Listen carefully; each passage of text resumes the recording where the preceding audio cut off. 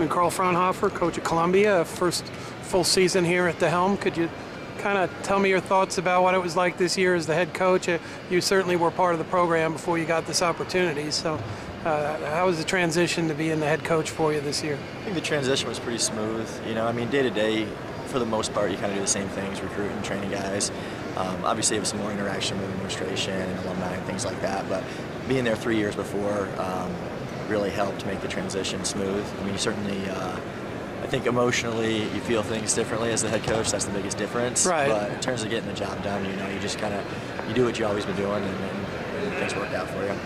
Now, over the years, Columbia's had, you know, good guys come in as assistant coaches. Yourself, you were there for a few years, had wrestled a lot of freestyle and Greco over the years, and you got Adam Hall out there now. What kind of things does a young guy that's got Olympic goals bring to that program as in the assistant coaching role? Yeah, well, I specifically wanted to hire Adam or a second assistant coach that is still training full time. I think it's critical to the success of your program to have at least one guy on staff who has even loftier goals than the guys in your room. It helps build your wrestling culture. So he's been terrific for our middleweights as a great training partner. He's a great kid. He works hard in every aspect of life. He's really added a lot to our program. Now, you went to Pitt, and you know, Columbia is a different kind of school. It's Ivy League school. Obviously, academics is very important, but also very competitive conference and very competitive Ivy League. Well, what kind of kids are you looking for that can handle both the wrestling and academic part of being in that team? Yeah, the best and the brightest, right? Yeah, really. We're looking for the best athletes, the best students, the best character kids there is out there. It really is the cream of the crop in terms of kids. You know, our kids work extremely hard in school. They work extremely hard in the room. They compete well. You know, it's definitely a special kid that's going to succeed in our environment.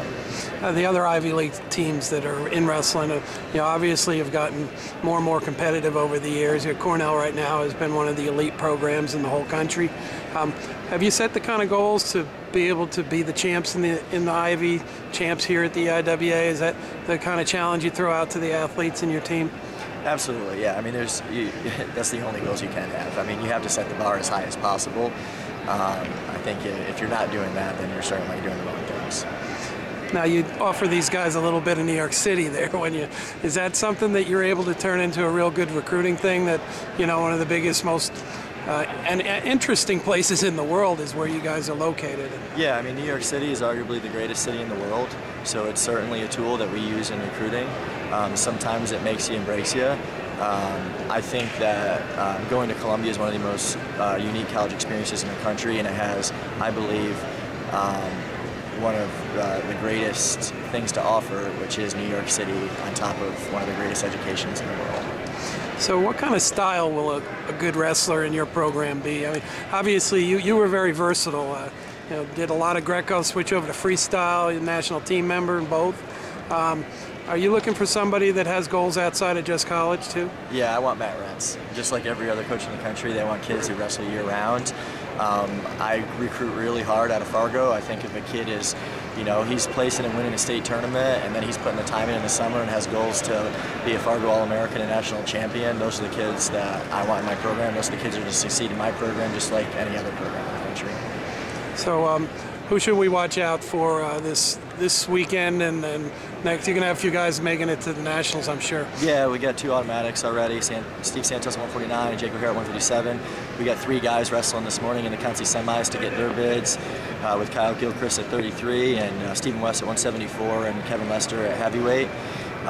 They all did a terrific job all year. They all deserve to be at the national tournament, have great resumes, and hopefully we get it done this morning and we don't have to wait. You got an All-American in this group, you think? You know, obviously we don't have a guy that's going to be seeded to be an All-American, right? But I certainly would not be surprised if we had a guy on the podium in St. Louis. Outstanding. Thanks a lot, Carl. Thank you.